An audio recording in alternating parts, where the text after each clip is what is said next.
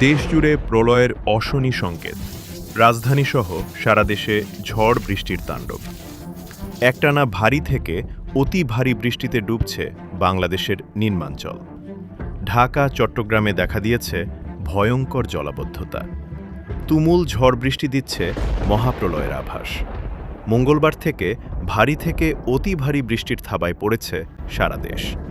তুমুল জলাবদ্ধতা আর বৃষ্টিতে বিপর্যস্ত জনজীবন। ডুবে গেছে একরের পর একর ফসলি জমি। বিস্তীর্ণ জনপদ ডুবতে শুরু করেছে দেশের 5 জেলা, মৌলভীবাজার এবং নেত্রকোনায়। শুরু হয়েছে প্লাবন।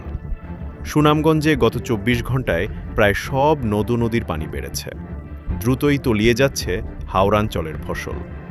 হুড়মুড়িয়ে বাড়ছে সুরমা, কুশিয়ারা, নলজুর, পাটলাই, জাদুকাটা, খাসিয়ামারা, বৌলাই সহ সব নদ-নদীর পানি।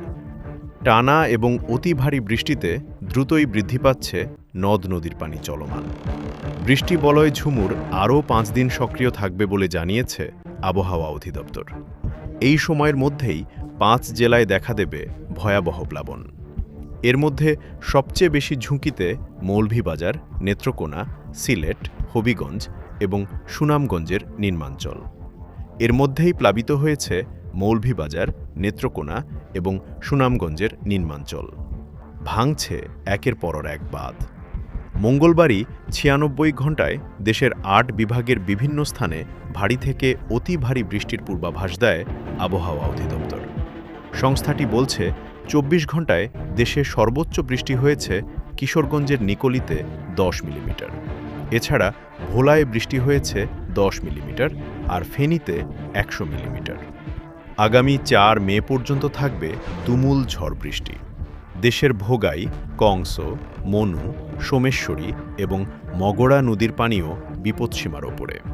এর মধ্যে মনু বাদে 3 নদী নেত্রকোনার ওপর দিয়ে প্রবাহিত হচ্ছে। এর বাইরে 1 থেকে 1.5 মিটার পর্যন্ত বৃদ্ধি পেয়েছে সুরমা এবং কুশিয়ারা নদীর পানি। উজানের এলাকা যেমন মেঘালয়, আসাম, চেরাপুঞ্জি অঞ্চলে বৈরী আবহাওয়া বিরাজ করছে। এই সময়ে এসব এলাকায় প্রায় 500 থেকে 700 কিলোমিটার পর্যন্ত বৃষ্টিপাত হতে পারে। সেই সাথে আছে পাহাড়ি ঢালের আশঙ্কা। উজানে পাহাড়ি ঢাল নামলে বন্যা পরিস্থিতির আরও অবনতি হতে পারে। তুমুল বৃষ্টিতে বিপদে হাওর অঞ্চলের কৃষকরা। ডুবে যাচ্ছে একরের পর একর ফসলি জমি।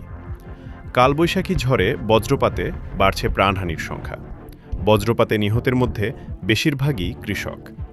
বিশেষজ্ঞরা বলছেন এমন প্রাণঘাতী বজ্রপাত বৃদ্ধির কারণ বন উজাড় করা। বজ্রপাতরোধী উঁচু গাছগুলো আজ বিলুপ্তির পথে। মনির হাওলাদার, জনতার কণ্ঠ, নিউজ।